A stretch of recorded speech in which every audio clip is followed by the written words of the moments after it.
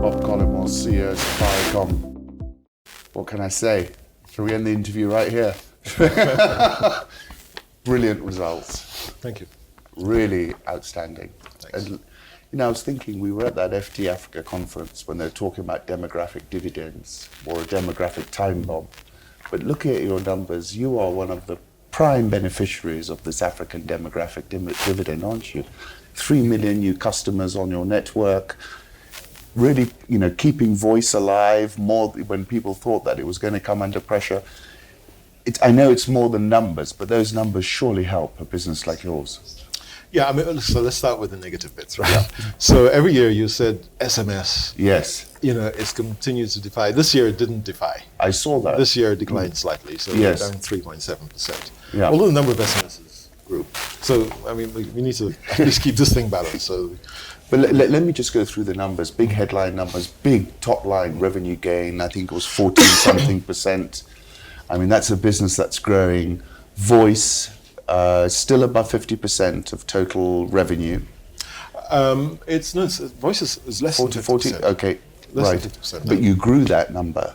Yeah, we did. So voice grew by about 3.9%. I'm always a bit rusty in the numbers. Yes, don't worry. I grew by 3.9% this year. And then the fastest growing components were, of course, mobile data. Mobile data, and this year we've also split out fixed data. Yes, I saw that. That grew very fast. Yeah, we want to be reporting on this a bit more now. So that brought in about 5 billion in revenue this year. The growth is about 30-something% on both fixed and on mobile. We're getting a lot more customers coming in onto mobile. Today, I think we've got about 41% of our customers have got a data-enabled handset. So a data-enabled doesn't mean smartphone. And they're using it more. We've seen data ARPU grow as well. And we've had some challenges on data pricing, to be perfectly frank with you. And we've tried. We've tried to get the bundle pricing right, the bundle operations right, and we've not always been successful with that, for sure. But from what I can see, Kenyans are embracing this new internet information economy, aren't they? Those numbers tell us that very clearly. And a recent report showed that we've got the fastest internet on the continent. Yes, I heard that. Which is largely measured as mobile, because internet access is largely mobile internet access. And then are we seeing, with this very fast access, demand growing commensurately with it? You can download a video now. I know it's sort of already rolling by the time I've even realized. A bit of a challenge, to be honest with you, because we have the fastest 4G, and people are surprised, not always in a positive way. They're surprised at how fast the data gets used up. Yes. And they measure it in terms of time, so they say it was used up in this many minutes. Not realizing what they've done in those. Not realizing that actually it wasn't a tap, it was a fire hydrant that you opened. So our average speed, I think, is about 21 megabits per second, which is much faster than anything else you can get today. And you also get these auto downloads, so when you send WhatsApp, it can auto download. Facebook, again, auto downloads. It does chew up your data whilst it's happening. Let me jump to M-Pesa. That was, again, a very, very strong number. And you made the interesting point that 90% or something is still transacted in cash. Yeah. So, all that, just tell us what's happening in M-Pesa now from your perspective. Well, we were shifting a little bit the cash to cashless, but it's still not really impacting the cash business. And cash has got a whole lot of bad things attached to it. The people who want to support cash are the people who want to, who are against transparency, who are against the taxman, who are against all those things.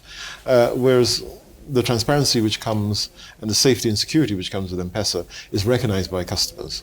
And so that's why they continue to embrace, and the convenience, of course, that's why they continue to embrace it.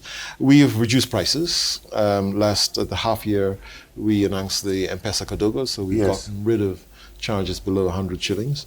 And that's made a big difference. I give an example during the results of Shofco in Kibera, where people are buying water at 2 shillings, and means they can travel around Kibera without having to have cash, but also without having to pay us any money, because we're really trying to get to that bottom You're the franchising low income. people right at the very It's about bottom. financial inclusion, yeah.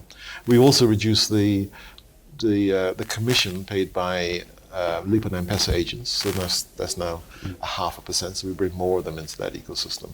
But we work really at the low income, the bottom of the market place, where the banks maybe not that interested. On that point, the banks have obviously introduced a more wholesale payment system without too much fanfare. Do you see that as a challenge to M-Pesa, or do you think? Not really. And again, we try not to run the race by looking at the competitors. We run the race by looking at the finishing line.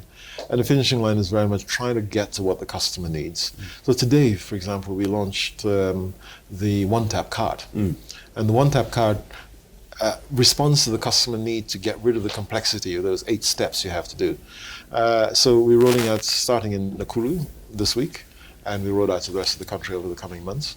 And that really simplifies the whole process. You just simply tap, put your PIN, and you're gone.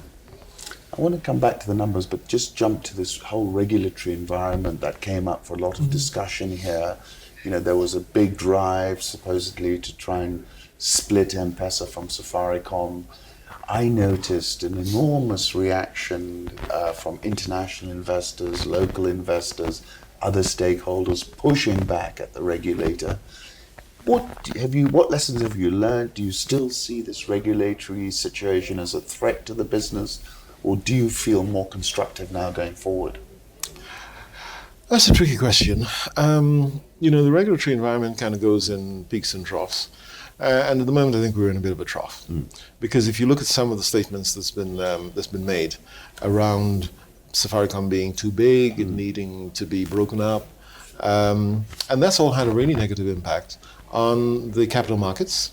This is the space that you're operating in, and you've seen that the capital market today is, I think, probably the worst capital market in the world at the moment, isn't it? It was in the first quarter, but then you started to recover and some of the bank stocks recovered. Yeah, so investors started to look at this and think, is this a predictable regulatory environment or not? And the decisions being made, or the pronouncements being made, based on any fact and science. And they concluded, these investors concluded, that it didn't make any sense. Today we are one of the first, we are probably the first $1 billion EBITDA company. Yes, that's and a $2 billion turnover. That's not big. It really is not big. And if you want to dismantle anything that gets to that size because you think it's too big, it then begs the question: how are you going to grow this economy if you're not building other companies? You're kneecapping your most successful businesses. Absolutely. Yeah. So that's what brings a frown on our face. And you heard the chairman talk about it. We need to have a much more inclusive, a much more consultative approach to this. I think that there's been a number of flaws in the way both some of the lawmakers have approached this, and you saw a few months ago this attempt to break it up, and with reasons which had a paucity of common sense or logic. So you can see those little things which are beginning to attack you, which can be something of an irritant as you're trying to do what you're trying to do, which is to transform lives. I must go back to the numbers and first of all take you back, because I remember the first interview we did, your share price was at 3 shillings a share. Today it's at 20.50. That excludes, you've lifted people's returns by about 800%. So when I heard a 2-year extension, I thought to myself, it's a no-brainer, right? There are very few captains of any businesses, including your buddies like Branson and all of those folks, who've ever delivered that kind of value. Well, I'm teasing him. Maybe 800% return is it's up in there, the top percentile. So well deserved on that. You must be the dividend darling of the world. To increase your dividend 27% in the current economic environment, which is not only tough here, but internationally, that's one big message you're sending out to investors. We're trying to look at things in the round, and the investors is but one of the stakeholders that we're trying to deal with. So we need to make sure that they're happy. Yeah. But we also need to make sure that our customers are happy. We need to ensure that the society in which we're operating in is happy. And if you ask me, my biggest concern always on this continent is the growth of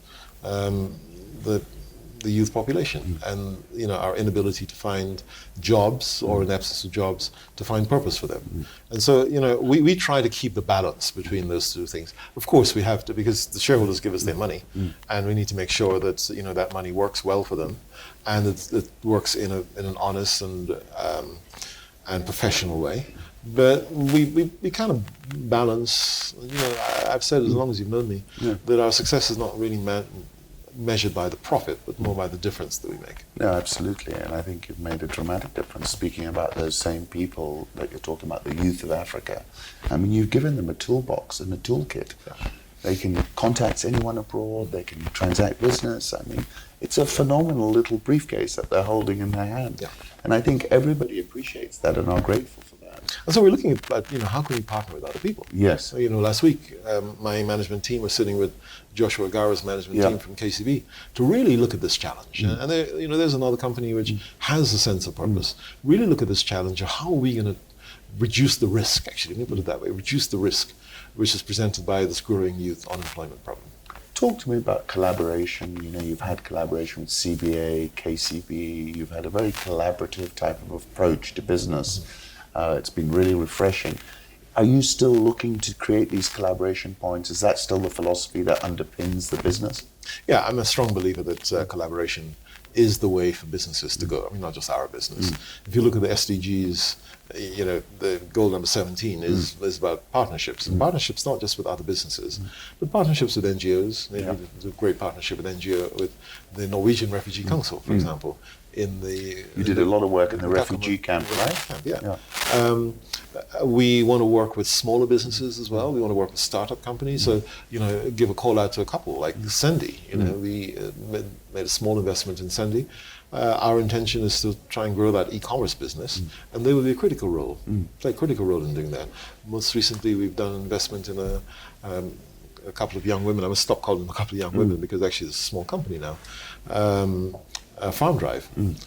These are some young students who've just come out from university and are doing data analytics to provide credit scoring, predictive scoring for farmers. So we want to work with them to help to lift them because we think that that's what's required in order to get this economy up and running, not just us making a profit. This weekend I saw this article in The Economist saying data, information is the new oil. And those companies that are sitting on the data are sitting on a gold mine. Let me give you one more quote before I go to an answer. There's a very famous fellow who founded Sun Microsystems, and he said, the future's not in the rear-view mirror. Describe to me what this new data-centric world and how does Safaricom, what does the future look like? Well, it's pretty exciting, and I'd say that on a score of 1 to 10, we're probably at 0.5 at the moment, right? So there's a long way to go to really leverage that. But we have access to a lot of information, a lot of anonymized information, which can help us to make much better decisions, which can help us to work with our partners to make better decisions. Providing that we can protect the privacy and the ownership, because the ownership of the data is always with you as the customer, it's not with us. We simply have access to that. Providing we can work with you as the customer to use that data sensibly, then we think there's I'm a big fan of artificial intelligence. Yes. I'm a big fan of robotics. I'm a big fan of virtual reality. Yes. And if you look at artificial intelligence and machine learning, there are very few people who've got as much information as the mobile phone companies. We know presence, we know movements, we know interactions, and then we can start to use that in the same way that Google uses it for predictive analytics. So, we're investing a little bit in that space, not talking too much about it at the moment, but we've just recently had a chief innovation officer join us Kamal Bhattacharya, and so Kamal. Kamal. Kamal, Okay. yes. Yes. Yeah. And so, Kamal will take that whole data analytics piece. Kamal is very smart. Yes. The whole data analytics piece and develop it for the company. So we can, as I said, make smarter decisions. We can market our products much better. We can maybe provide data which is useful to our business partners. But ultimately, it goes back to providing something which is right for the customer. I'd like to finish off by saying a serious congratulations. Thank you. I wish all I'd ever done in my trading life was just buy your shares and sit on them. And thank you. That could have been the only thing to have done. I think, and you've always been a great supporter of the Safaricom share since launch. And I know you personally probably haven't made much money out of it. But I have. Yes. But I thank you for your for your commentary and for your narrative in support of the company, and you hold me to account occasionally as well. No, you really is a tremendous story, and Thank I'm proud to associate myself with you, Bob, because really you've delivered beyond what I think anyone expected the day you walked in. I think the team have done pretty well. Thank you. No, and as well. Thank you. Thanks.